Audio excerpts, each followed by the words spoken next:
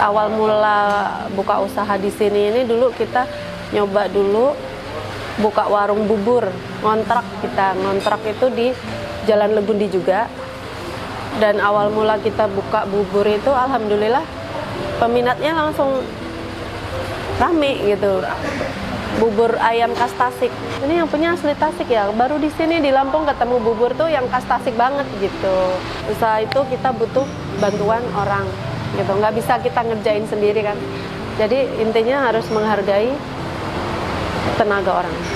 Ya karena kita kan kalau siapa yang tahu makan mie di sini tanpa harus dikasih ini itu biar tahu itu rasanya otentik banget gitu. Kalau orang-orang Cina ya yang makan sini ini khas orang Cina banget ini otentik bener mie-nya gitu. Jadi nggak banyak bumbu. Cuma kalau yang hobinya makan kayak mie Jawa ya, yang ini dia bilang kok mie-nya ayamnya kurang bumbu, ininya kurang bumbu ya, beda selera gitu.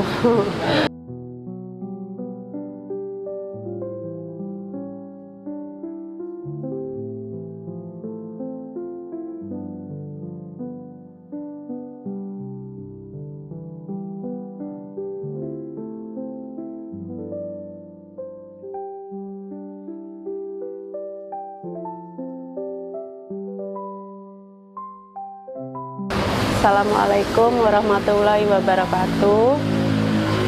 Saya Ibu Siti Muslihah.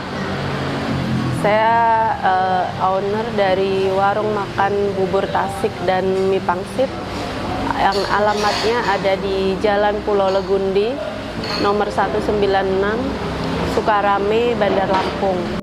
Kebetulan dulu saya kuliah di kebidanan di Pancabakti di Bandar Lampung, karena kita emang dulu tuh cita-citanya saya sebenarnya di situ, cuma karena kebetulan dapat suami itu udah wira swasta dari dulu, jadi pengennya saya juga wira swasta gitu.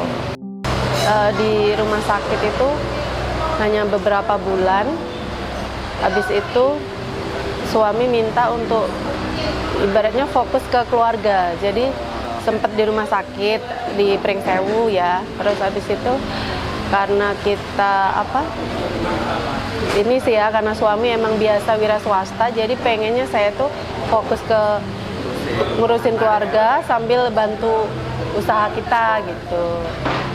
Jadi waktu dulu di Metro itu ya usahanya benar-benar pure saya tuh bantu di situ. Jadi dari situ udah mulai ada pengalaman untuk wira swasta gitu. Dan kebetulan di keluarga saya juga se-family itu semuanya usahanya di kuliner. Kita ada usahanya di catering semua, catering untuk pesta,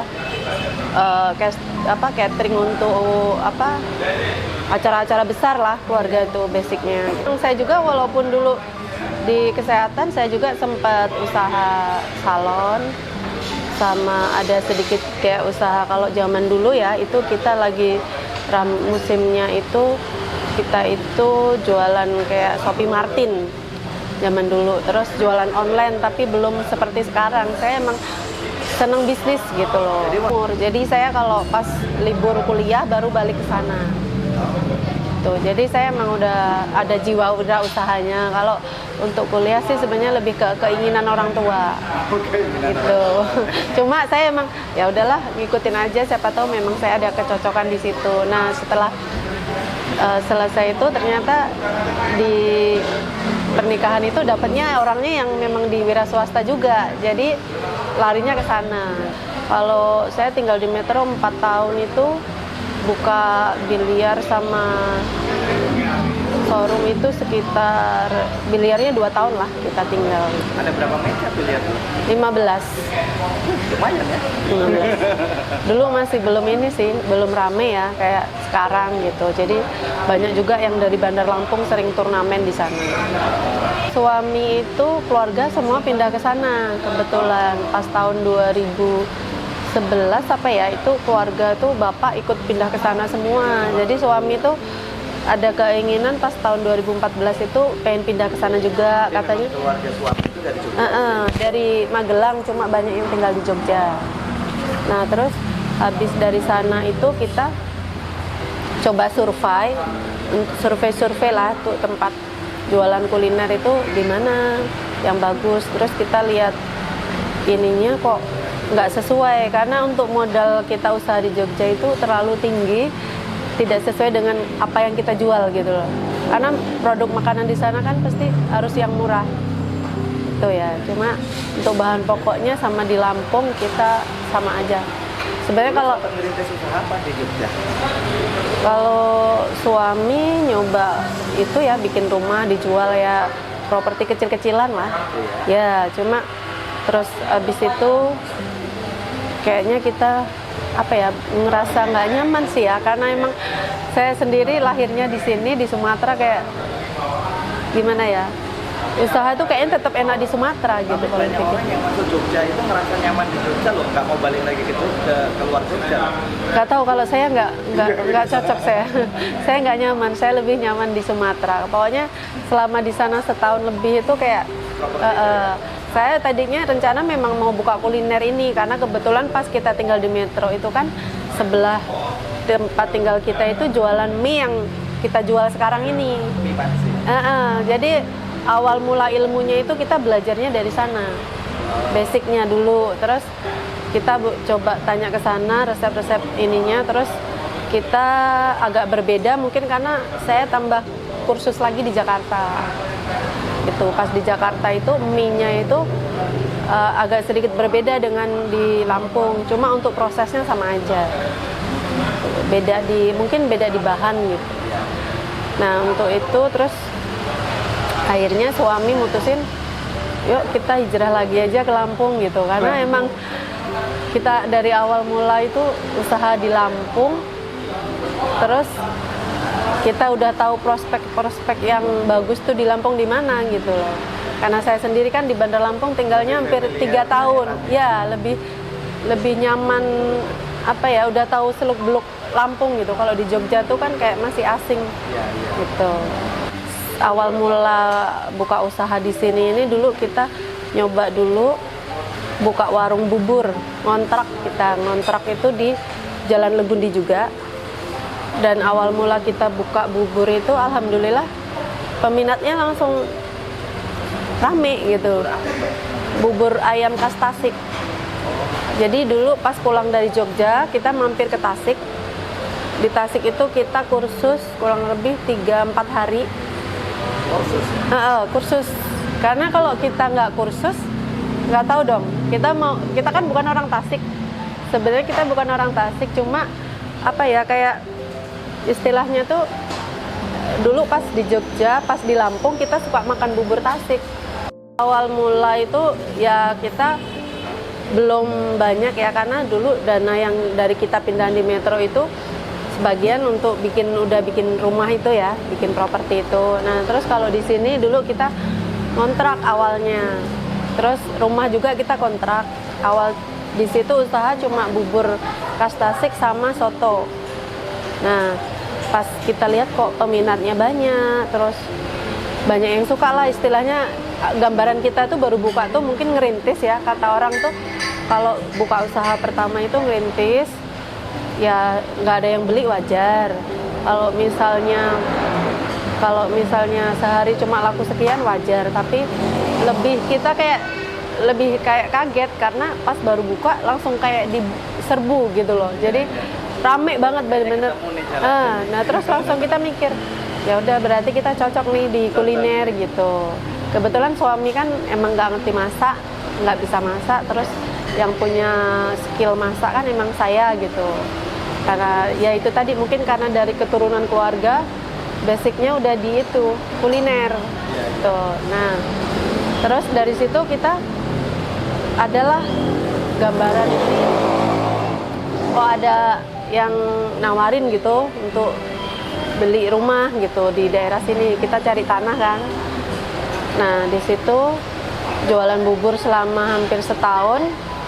Alhamdulillah peminatnya ya banyak. Pokoknya nggak yang kita kirain kalau oh jualan kuliner tuh begini, ternyata ya gampang sih gitu, asal kita tahu dasarnya gitu. Kalau untuk kuliner tahun berapa Mbak mulai? 2016 awal Januari. Januari 2016 ya? Iya, setahun. 9 tahunan ya sudah. Iya, dari setahun kita yuk buka bubur itu, terus dapatlah tanah di sini. Nah, kita berpikir kalau udah di tempat sendiri, nggak mungkin dong cuma bubur aja gitu. Jadi dari situlah muncul ide, saya mau nambahin menu nih, menunya apa ya? Terus kita ingat dulu sebelah kita kan jualan mie. Dulu emang pas di Jogja kita langganan bubur sama mie gitu. Nah, jadilah terinspirasi, ya udah lo kita gabungin aja jualan bubur ini sama mie, karena orang kan kalau sarapan pagi banyak cari bubur, mie, kalau nggak soto. Udah itu yang menu utama kan. Ya udah akhirnya kita coba, ya itulah sebenarnya yang berjasa soal ininya, kita di Metro itu namanya mie Haji Sentop. Ya itu udah lama banget mie-nya. Nah terus kita Inspirasinya dari itu ya? Iya dari sana, kita belajar ke sana. Kebetulan bapaknya nggak pelit kan, dikasih ilmunya, dikasih cara-caranya. Terus kita mau ke Jakarta itu, di Jakarta kita dikasih bimbingan lagi gitu, dikasih pelatihan lagi lah. Oh gini prosesnya mie-nya begini. Akhirnya kita itu bikin lagi lah mie yang punya kita ini, emang agak berbeda dengan yang Pak Sentot itu. Lumayan ya, jadi bisa sehari itu mungkin untuk bubur sama mie, kalau mie-nya hari biasa mungkin kurang lebih 20 kilo. 20-an kilo. Tapi kalau hari weekend lah itu rata-rata di atas 30 sampai 40 gitu. 40 kilo. Nah, kalau buburnya?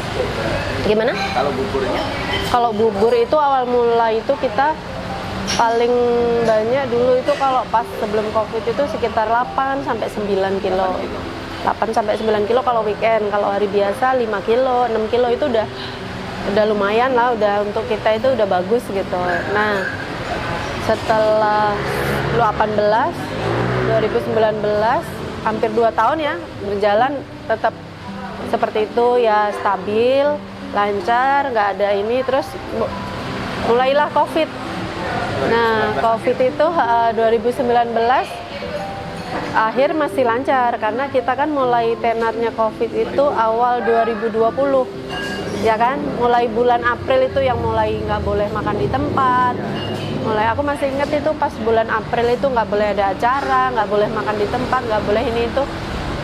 Mulai cuma di GoFood-nya kita lebih rame gitu. Jadi yang lebih banyak di GoFood, di online itu lebih rame. Nah, kalau selama Covid alhamdulillah bisa dibilang banyak yang tutup, banyak yang kolaps gitu ya. Ya alhamdulillah kita masih berjalan walaupun omset tuh turun 20% dari sebelum Covid. Udah habis setelah Covid itulah kita mulai agak normal lagi.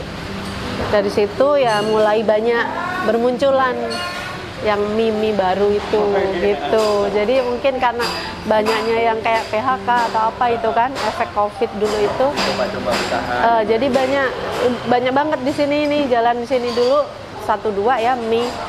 Terus habis itu mulai banyak ngikutin, ada mie ini, mie itu, ada mie viral nih kayak gitulah. Tetap kita kalau untuk mie-nya memang ada penurunan kayak sekitar 20%, 30% kadang kalau hari-hari tertentu.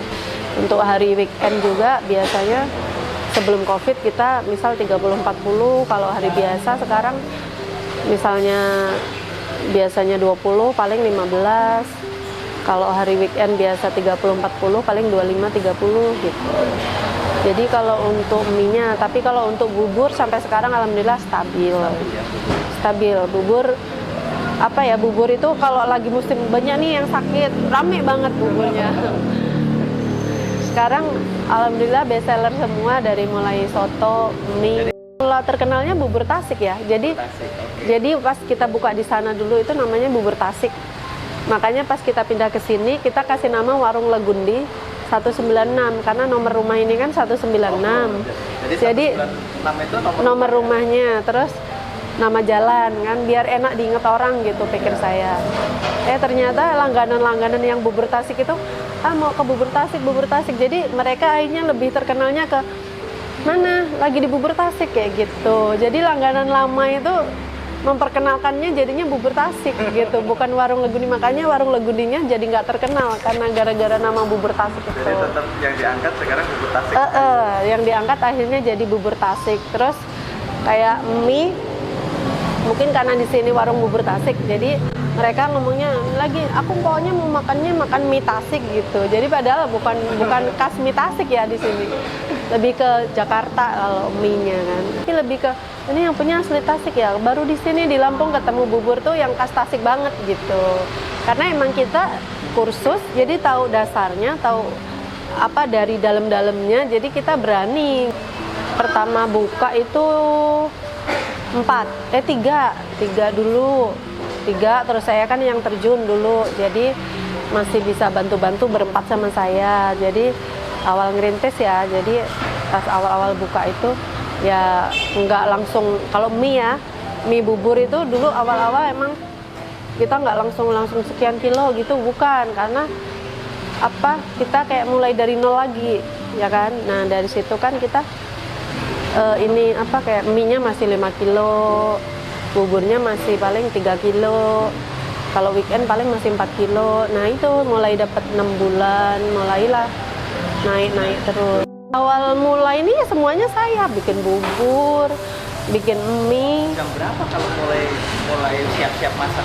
Kalau bubur itu kita mulai jam 4 pagi. 4 pagi ya. Cuma sekarang kalau udah tahu selah masaknya begini, jadi 4:30 itu udah nggak apa-apa bangun. Kalau dulu saya jam 4, setengah 4 itu mulai masak bubur awal-awal ya. Terus kalau di sini juga ngejualin sendiri, jadi ngajarin. Belanja-belanja apa? Yang ke pasar ini tadi. Oh ada. Dia yang bagian belanja. Terus kalau kayak bikin mie dulu suami. Jadi awal mulai ya saya, karena yang kursus bikin mie itu saya. Jadi dulu saya bikin mie itu. Jadi pernah kayak misalnya kayak suami lagi ke Jawa gitu ya, lagi rame kan, kebetulan belum ada yang karyawan yang diajarin, jadi mie itu masih dipegang saya. Jadi dulu pas sebelum COVID itu kalau minggu kan bisa bikin sampai 5 baskom itu 5 adonan itu, sekali adonan sekitar 7 sampai 8 kilo. Nah 5 kali kilo tuh. Ya kurang lebih 40 kilo kan. Nah jadi 8 kilo kadang sekali adonan itu, pokoknya 7 sampai 8 kilo itu pagi bikin kadang 2 apa 3 adonan gitu. Nanti sore kelihatan oh tinggal dikit, bikin lagi langsung 2, 3. Itu pun sebelum diterjang viral mie sekarang ini ya.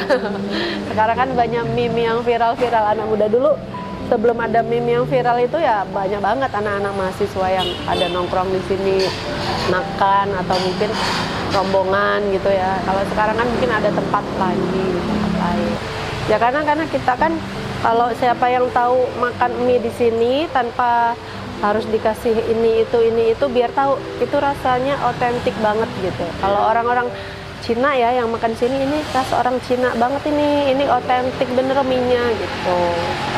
Jadi nggak banyak bumbu. Cuma kalau yang hobinya makan kayak mie Jawa ya, yang kurang. Ini dia bilang kok mie-nya ayamnya kurang bumbu, ininya kurang bumbu ya, beda selera gitu. Jadi yang awal mula usaha di sini itu ujiannya kita nggak tahu ya. Pokoknya adalah masalah, kita nggak pernah tahu entah itu apa. Pokoknya sempat kayak 6 bulan berjalan itu kita sempat kayak mau tutup. Pas dari awal buka sampai 6 bulan itu entah masalahnya tuh di makanan yang kita buat itu tiap pagi basi gitu. Jadi setiap kayak kita bangun jam 4 terus masak selesai, tapi pas jamnya buka warung buburnya udah basi. Gimana? Basi. Sudah nggak bisa dimakan. Nggak bisa dimakan. Padahal secara logika kan nggak mungkin. Pas kita buka setahun di sana itu kan nggak. Sampai sore mungkin ya. Sampai siang, kita sampai jam 1 itu udah habis. Kadang kita sampai jam 10 udah habis. Iya, resikonya di sini dulu selama 6 bulan kayak gitu. Jadi setiap ada yang datang kita harus bilang, oh maaf ya Pak, buburnya diborong orang habis gitu. Padahal proses masak lagi gitu. Karena yang masak jam 4 itu tadi udah nggak bisa dijual. Tuh pokoknya ujiannya pas kita buka Sering. selama hampir 6 bulan. Ya alhamdulillah. Selama ya. Sekarang kebetulan karyawan kita di sini itu lama-lama ya. Jadi dari awal buka sampai sekarang yang dari 2016 Oh, dari 2016 sampai sekarang ya 2 itu. Tadi ini sama satu lagi. 9 tahunan. Iya. Terus habis itu yang bener-bener di sana kan 2016 itu kan karena kita tutup itu pulang kan, dia udah kerja lagi. Jadi pas 2018 di sini banyak yang baru masuk. Yaitu ada berapa orang ya? Sekitar 1 orang itu juga yang dari 2018.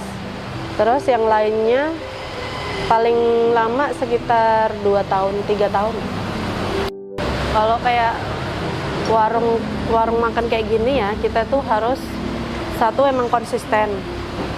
Terus kedua itu kita bener-bener jaga mutu, jaga kualitas, jaga mutu, jaga rasa, sama apa? Ya pokoknya dari awal kita buka bahannya itu ya itulah, jangan karena oh sekarang bahan semua naik, bahan semuanya, bahan pokok naik semua, terus kita langsung kayak yang diganti bahannya atau apa gitu, enggak. Kita tetap jaga kualitas, jaga mutu, kayak saus apa gitu, itu kan komponen yang harus tetap dijaga ya. Jadi kalau kita di sini pakai yang bermutu, kayak yang apa namanya, berkualitas, jangan yang asal ini.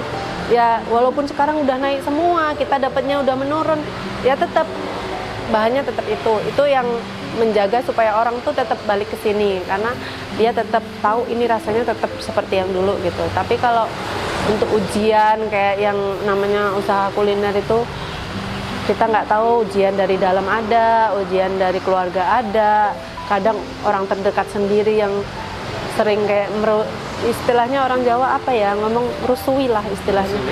Ibaratnya tuh kita harus bisa ngelewatin itu. Terus belum lagi kayak ujian yang kayak ya itu tadi, tiba-tiba kita jualan ada yang ini itu, entahlah kata orang, Allah itu kan cuma pikiran kita atau apa. Tapi karena saya sendiri yang pernah ngalamin, sempat putus asa, sempat mau tutup, sempat bener-bener kayaknya kuliner ini berat banget gitu loh.